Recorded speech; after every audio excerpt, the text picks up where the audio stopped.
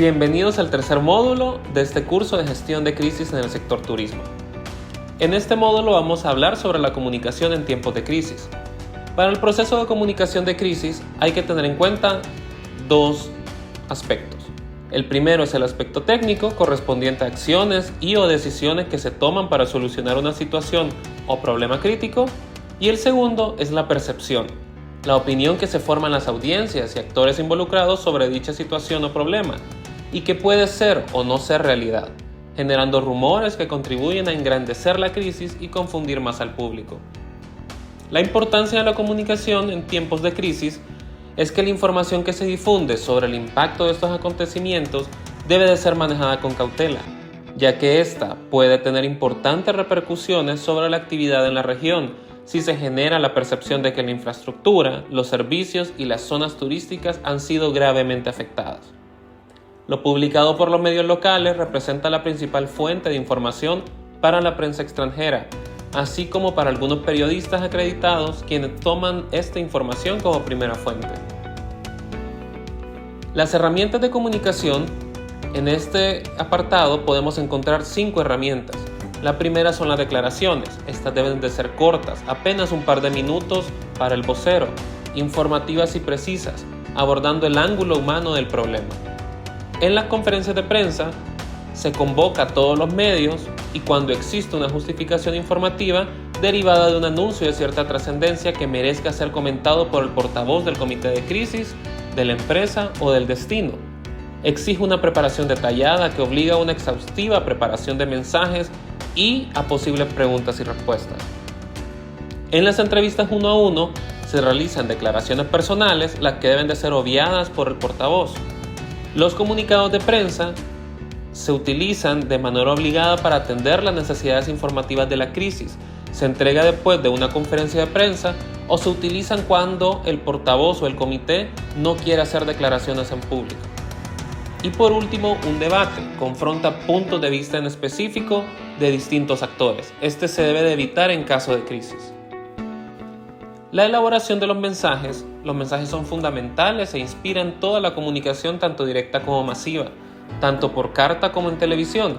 Se trata de un documento dinámico que hay que revisar continuamente, tanto en su forma proactiva como reactiva. Debe de contener los siguientes elementos.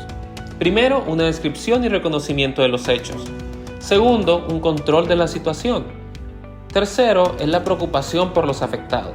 Dar a conocer que tanto el comité, las autoridades locales, están preocupados por los afectados de la actividad, del desastre o del evento o suceso que acaba de acontecer. Las medidas adoptadas a corto plazo y, por último, la solución a largo plazo. En el plan de comunicación de crisis es hacer que la información que se brinde llegue con claridad y a tiempo a los medios de comunicación, a la opinión pública. Si una crisis genera desconfianza, temor o incluso indignación, el objetivo de este plan es que la ciudadanía crea o recupere la confianza en las instituciones encargadas de promover el turismo en áreas estratégicas del país. Para el logro de estos objetivos se deben de realizar 3 cosas. Primero, una auditoría de daños y riesgos que permita conocer puntos fuertes y débiles con respecto a los sucesos que se presentan e identificar los daños y riesgos. Segundo, elaborar pautas para el manejo de la crisis, así como las recomendaciones para aplicar en estos casos, además de los materiales comunicacionales necesarios. Y por último, realizar el entrenamiento, media training, de los voceros para asegurar que tengan un desenvolvimiento adecuado frente a los medios de comunicación y además prever las preguntas engorrosas que puedan presentarse. Es importante contar con una serie de recomendaciones para enfrentar una crisis, sobre todo en los primeros momentos cuando resulta muy difícil mantener la calma y dar las indicaciones adecuadas. La infinidad de variables de riesgo y de actores de la misma crisis puede confundir a los miembros del comité. Sin embargo, es posible prepararse para enfrentar posibles crisis y de esta manera conseguir mayores probabilidades de éxito. Las acciones del comité al iniciar de manera preliminar es preparar una base de datos de contacto con los interesados o afectados por esta crisis, entiéndase ciudadanos afectados, políticos, sindicatos locales, medios de comunicación del área, asociaciones civiles, entre otros. Hay que hacer un análisis profundo de la institución y de su entorno para identificar cuáles son los motivos de este problema. Este proceso es vital porque un diagnóstico erróneo puede llevar a un enfoque equivocado para solucionar la crisis. Después hay que analizar la capacidad de respuesta que se tiene, la coordinación interinstitucional, comunicaciones, recurso humano actual, recursos económicos con los que se puede contar, entre otros. Y por último, en base a los resultados de este análisis preliminar, elaborar con el comité un plan estratégico de contingencias que define el camino, objetivos y plazo para superar las situaciones de crisis actual. Hay que definir al equipo de comunicación y asignar el vocero oficial. Las acciones del comité durante el desarrollo de la crisis es concentrar la información, que toda la información venga desde canales oficiales y que dentro del comité sea elegido el tipo de comentarios que se van a realizar. Hay que seguir el plan como se definió, según se avance, debe de tener capacidad de adaptarlo según cambien las condiciones, analizar los enfoques adversos para convertirlos en una oportunidad. En estos momentos hay que echar mano de todo lo aprendido y de la creatividad del comité, hacer uso de todas las posibilidades tecnológicas y del Internet para ofrecer a la ciudadanía información más directa y en tiempo real. Es inevitable que toda la situación de crisis genere posiciones contrapuestas. La abogacía es muy importante para lograr inclinar la balanza a favor de la institución y evitar que se generen versiones erróneas. Es necesario delimitar lo importante de lo accesorio. En el transcurso de la crisis, la información suele ser tan abundante que pueda crear confusión. Hay que evitar los vacíos de información comunicando lo antes posible, pero tampoco debe apresurarse a comunicar por la presión de los periodistas u otros grupos. Hay que determinar el formato de la comunicación, si vamos a utilizar notas de prensa, si van a ser comunicados, reuniones con la prensa, entrevistas en televisión o pequeños comentarios en Internet. Establecer un mecanismo de monitoreo inmediato en todos los medios para comprobar el alcance de la crisis y determinar la secuencia y la coherencia de la comunicación en caso de que se trate de una crisis con extensión en el tiempo. Las acciones del comité al finalizar.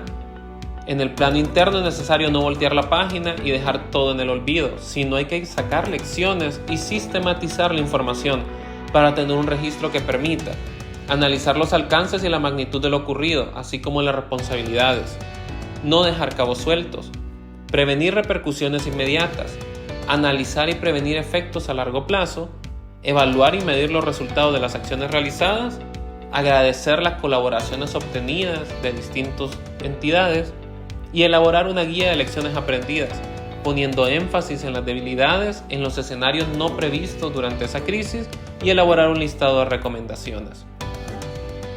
El equipo de comunicación se ve conformado por 3 partes. Primero, el comunicador es un líder principal del proceso de comunicación. Segundo, el vocero, el portavoz oficial del comité de riesgo. Y tercero, representantes de otras áreas, dan apoyo, datos y otras perspectivas de la situación. El comunicador debe tener presente que ejercer el liderazgo en manejar exitosamente el proceso frente a la situación de crisis, para lo cual es necesario que considere todos los factores que están en juego. La presión de los medios de comunicación masiva por obtener información, inadecuado tratamiento de la información por parte de los medios de comunicación, lo cual genera rumores y alarmas en la población, la presencia en los medios de políticos o autoridades que exigen informes y reportes urgentes, y la participación de familiares que exigen ayuda para los afectados o sus seres queridos. Vamos a entrar a cuál es el perfil del vocero que deben de elegir dentro del comité de crisis. Este debe tener un amplio conocimiento del tema, debe de saber comunicar, tener facilidad de expresión, una buena pronunciación y un lenguaje claro. Debe de tener credibilidad, ser un líder de opinión, tener experiencia en el manejo de situaciones de emergencia, saber mantener la calma aun cuando lo están poniendo en aprietos y saber escuchar las recomendaciones del equipo de comunicaciones. Este vocero tiene que saber que es el centro de atención y de información que por tanto está en el ojo de la tormenta. Indudablemente no es fácil para una persona que no está acostumbrada a cámaras de televisión, micrófonos y grabadoras enfrentar una pregunta sobre uno o varios temas. El vocero tiene que aprender o haber tenido experiencia en esta naturaleza. Una técnica para capacitarse en esto es la construcción de escenarios que permita recrear escenas similares en un encuentro con la prensa, imaginar alternativas frente a futuras contingencias. Asumir el rol de vocero es una enorme responsabilidad y demanda preparación en cuanto a manejo de información y también en el plano emocional, ya que casi todo, por norma, los periodistas cuestionan o buscan culpables, responsables y por tanto piden sanciones. Dos tipos de situaciones a las que podrá enfrentarse el vocero son la cuantitativa, cuando el vocero recibe demasiada información y no cuenta con el personal adecuado para sistematizarla en resúmenes que le permitan tener un manejo adecuado de la misma. La cualitativa, cuando el vocero refleja emocionalmente la presión interna y externa, siente que carece de las habilidades para enfrentar su labor y o que la crisis desencadenada le va a costar el puesto. Lo que nunca debe de hacer un vocero. Entre ellos se encuentra informar sin el conocimiento previo de la aprobación del comité y de la alta dirección, hacer declaraciones públicas sin estar preparado, comunicarse solo a los medios de comunicación amigos, mentir sobre información crucial, reservarse u ocultar datos fundamentales con el fin de minimizar el acontecimiento, mostrar incompetencia, falta de control o arrogancia frente a los medios, ser insensible ante las emociones de los afectados por los sucesos y brindar información no confirmada. Hay algunas reglas que deben de tenerse en cuenta en todas las situaciones de crisis. Proteger la razón de ser del sector turismo y las empresas involucradas, la persona y la continuidad de los negocios, conservar la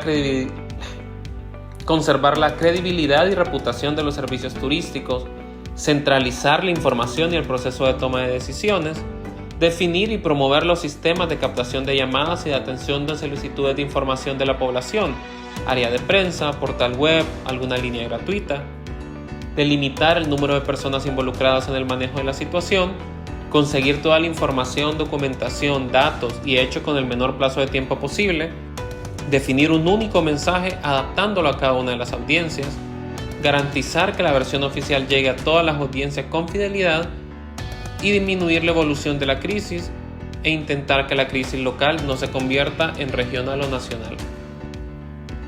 En la siguiente parte de este módulo vas a conocer quiénes conforman el equipo de comunicación y cuál es el rol de los voceros.